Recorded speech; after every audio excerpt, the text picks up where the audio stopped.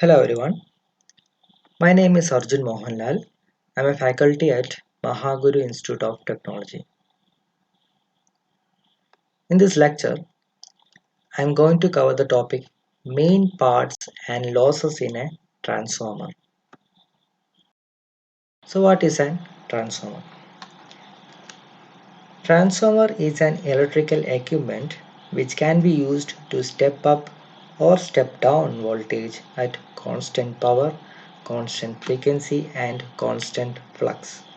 Sometimes transformers is also used for purpose of isolation, where the output and input voltage will be same magnitude, no change in voltage levels.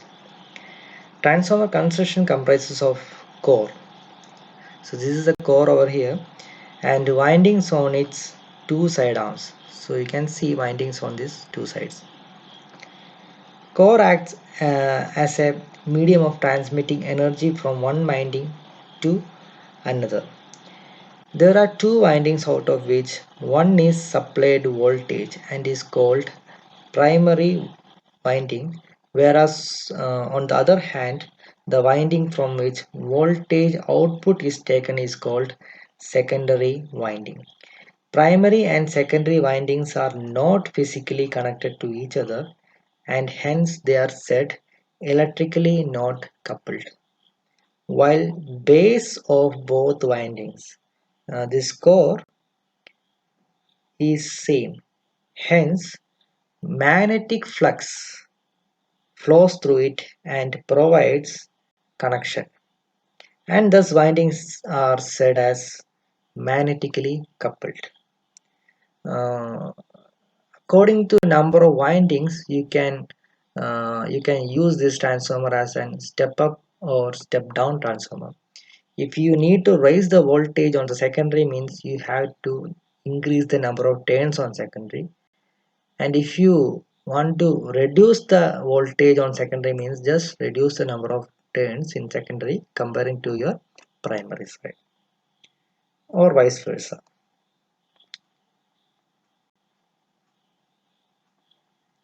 Here, as I mentioned earlier, entire process occurs at constant power, which means that if I change the value of voltage, then according to equation of power P is equal to VI.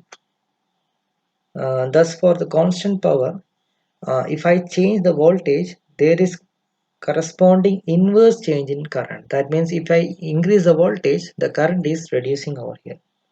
Thus, if voltage increases, current decreases, and vice versa.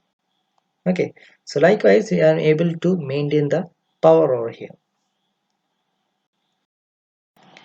Saying about types of transformers, mainly transformers are classified into five. The first one is instrument transformers. Again, they are classified into current transformer and potential transformer. See, these transformers are used for measuring purposes or measuring device. Okay. Next one is step up and step down transformers. So these transformers are used to raise the voltage or to reduce the voltage. Again, you are having single phase and three phase transformers. The fourth one is power transformers, and the fifth one is distribution transformer. In this lecture, I am going to concentrate on this distribution transformer,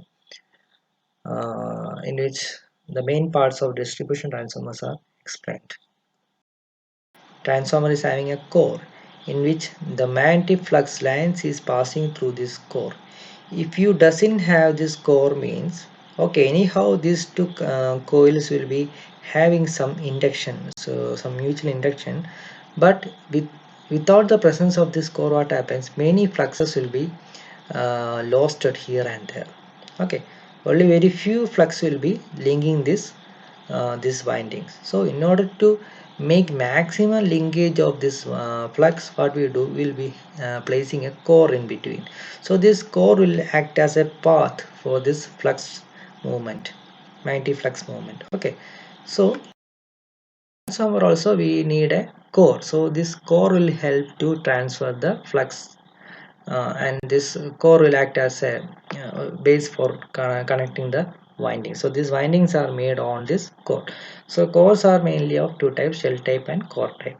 Okay, this is a shell type and this is a core type transformer. But you can see this core is not a single metal piece. It is a combination. It is like many blades of steel or silicon steels are placed together or bind together. And you have to notice one thing, that in between you are having laminations. Okay, so these cores, they doesn't conduct each other. Okay, so in between you are having laminations. These laminations are made by varnish or something like that, or paper maybe sometimes. Okay, so this each and every pieces of silicon steel is laminated, and it is many number of silicon steels are joined together to make a core. Okay, so this is how a core is seen in a three-phase transformer, and these windings are made inside this core. Okay, why such an arrangement is made is to reduce the eddy current losses. Eddy current loss I will be explain on coming slides. Okay, so this is a laminated core. These windings are placed transformer. You're having coils here, having many spark and all is happening. So because of this spark and everything, your oil will be getting that dielectric. Because of this dielectric things, what happens, the oil will be turned black. Okay, so this oil should have to be replaced periodically. Okay, so this is the Buchholz relay. This Buchholz relay is placed in between this conservator tank and main tank. Okay, this is an Buchholz relay. So what is this Buchholz relay means? You're having main tank inlet. Okay, so from this main tank, it is going to an Buchholz relay. From that, it is going to a conservator tank. Okay, so this is the input from main tank, and this is the output of conservator tank. Inside this Buchholz relay, you are having two parts. One is a float. First one is a float, and second one is a flap. A float and a flap. And this float and this flap is connected to an mercury switch. Okay, this flap is having a mercury switch, and this float is also having a mercury switch. Okay, so in normal conditions, nothing will happen. Then oil will be going inside the conservator tank, and it will be coming back according to the temperature. Okay, but sometimes some air molecules or air bubbles are formed inside this transformer. If lots of air bubbles are produced, means it will be affecting the efficiency, or it will be affecting the transformer. So it should be alarmed. Okay, sometimes some air bubbles will form inside the main tank. It will enter through this Buchholz relay. So this air bubble, what happens, it will go like this and it will hit this float. Okay, so when the air bubbles hit the float, what happens, this mercury alarm mercury switch will be tilted, so that it will alarm the circuit. Okay, so few air bubbles comes inside and hit this float, means what happens, this mercury switch will be activated and it will alarm the circuit. Okay, that is about like in the case of very few bubbles are produced. In some cases, many more amount of bubbles are produced. In such cases, what happens, these bubbles will move this flap. Okay, if more number of or more amount of bubbles are producing, means what happens, that bubbles will move this flap. So while hitting this flap will be moved.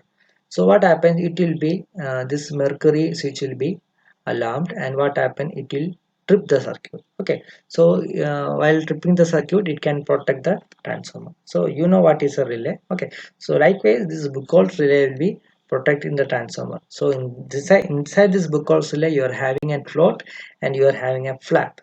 Okay, and these float and flaps are connected with an mercury switch, in which this mercury switch are this float is used to alarm the circuit, and this flap is used to trip the circuit. Next one is explosion valve. This is an explosion valve. The purpose of explosion vent in transformer is to prevent damage of transformer tank by releasing any excessive pressure generated inside transformer. As I told before, there may be pressure produced inside the transformer, maybe because of the bubbles produced in the transformer or many other reasons. There may have pressure inside the transformer. So if excess pressure is produced, means what happened, it will be bypassed through this explosion vent. So explosion vents are used in a transformer for the safety purpose. Cooling tubes and radiators. Okay, you know, transformer oil will be getting heated up because these windings and atmospheric temperature and all those things, this oil will be getting heated up. And you know, this heated oil, okay, this oil will be on the top side, and this hot oil, what happens, it will be flowing through this pipes which act as a radiator. Okay, so this is the tube arrangements in a transformer. So what happens, hot oil will be flowing inside this tube. Okay, so when the oil flow inside this tube, what happens, it will be getting cooled up because in between tubes there is a passage for airflow. Okay, so it is having airflow passage. So when the oil flows through these tubes, it will be cooled up. In larger transformers, they are having fan arrangements also. Okay, so along with this cooling tubes and radiators, there will be having fans also. So what happens, this fan will be blowing air to these tubes, so this oil will be cooled up more faster. Okay, so likewise transformer can be cooled up. Okay, next one is HV and LV bushing or terminal. HV and LV stands for high voltage and low voltage. Okay, so from the power system or from the power plant and all those things, the high voltage is coming to this HV side bushing, and it consists of 4 conductors, and low voltage side bushing consists of 3 conductors. These are star delta connections. Okay, so this is a bushing in which terminals, this low voltage bushing is the terminal for the output, and high voltage bushing is the terminal for the input. Okay, so this is to the distribution side, and this is from the generation side. Again, it is these bushes are connected via insulators. So next we can see about losses in the transformer. Okay, so transformer losses, there are many types of losses. So mainly transformer loss are named as iron loss or core loss and copper loss. Okay, so iron loss, inside this iron loss there are having 2 types of losses, that is hysteresis losses and eddy current losses. Okay, we can see each and every losses detailedly. One is eddy current loss. So what is an eddy current?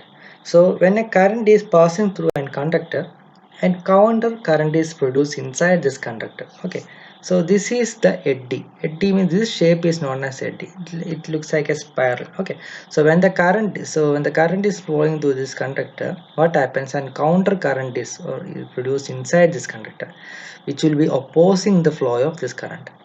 So an actual current is flowing through this conductor, but what happens, an eddy current produces inside this conductor core. Okay, so eddy current, it will be in this shape or this spiral shape, and it is actually opposing the flow of main current. Okay, so in order to reduce this opposing current, or in order to reduce this eddy current, what we can do means we can reduce the surface area of the conductor. If the surface area of the conductor is reduced, means what happens, that eddy current produced, because eddy current produced will only be on the surface of the conductor. Okay, so the surface area is reduced, means what happen, that eddy current produced can be minimized. So likewise we can reduce this eddy current losses. Okay, so in order to reduce this eddy current losses, we are using this thin sheets of soft iron core or silicon steel. Okay, on the previous slides we had seen shell type and core type of transformers are made up of silicon steels, which are blade type steel blade type metals which are joined together.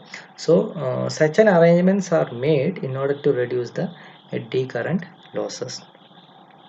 Okay, so to reduce the eddy current loss, we can if you are making such an arrangement means we can reduce the eddy current. Next one is hysteresis loss.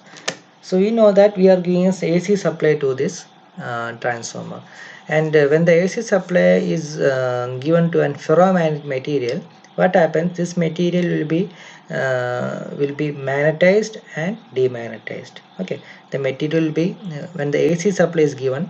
When the AC supply is given, what happens? That material will be magnetized and demagnetized. So we are giving an AC supply. Okay, so AC supply is given. What happens? Given to a conductor or a core, something like that. What happens? That that conductor will become magnet and demagnet according to the phases of the voltage. Okay, so this alternate change of magnetism and demagnetism, what happens? That hysteresis loop is created. Okay, so once it get magnetized, and again for getting demagnetized it takes some times. Okay, so as on this loop increases, the time taken will be very much higher. So if the time taken is higher means what happens? They will produce some heat. Okay, so metals having high hysteresis loop will produce much heat. So what we want to do means we have to choose a material that is having very low hysteresis loop. That means sudden changes won't be affecting that metal. So such kind of metal is an silicon steel. Okay, so hysteresis loss in reversing the magnetization of the material is proportional to the area of hysteresis loop. Okay, so whenever you are able to reduce the hysteresis loop, such metals are used. So the electron change is minimized, or it cannot lead to raise the temperature of the material. So that is about hysteresis loss. Next one is copper loss. Copper loss is the term often given to heat produced by electrical currents. So you know that each and every conductors, some conductors may be good conductors and some may be bad conductors. Anyhow, there will be having some resistance, and this resistance will leads to some heat. That is nothing but copper loss or I square R loss. Simply a conductor, current passing through a conductor, there is having some resistance, and this resistance is nothing but copper loss. Next one is stray losses. Stray losses means inside a core you know that a magnetic flux is produced, and this magnetic flux is linked to the windings on the other side. But what happens? Some fluxes will be loosened, or some fluxes uh, will be wasted here and there. Okay, such losses is known as stray losses. Stray losses in a transformer comprise winding stray losses, while eddy losses or circulating current losses. That means some flux is wasted here and there. That flux is not utilized to produce an EMF. So that is known as stray losses. Next one is dielectric loss. It occurs in the insulating material of a transformer that is in oil or transformer. Dielectric loss means the losses which are happening on the insulator. Losses happening on an insulator is known as dielectric loss, and insulator losses are it is a very fraction amount of losses. Sorry. Next one is magnetostriction loss. Magnetostriction loss is the loss. Actually, whenever you stand nearby a transformer, you can hear a humming sound. That is nothing but some changes in the material, or that vibrations. All those things all together make this magnetostriction loss. Whenever you listen a hum sound means that is simply losses. That is known as magnetostriction losses. Okay, so that's about these topics. Thank you.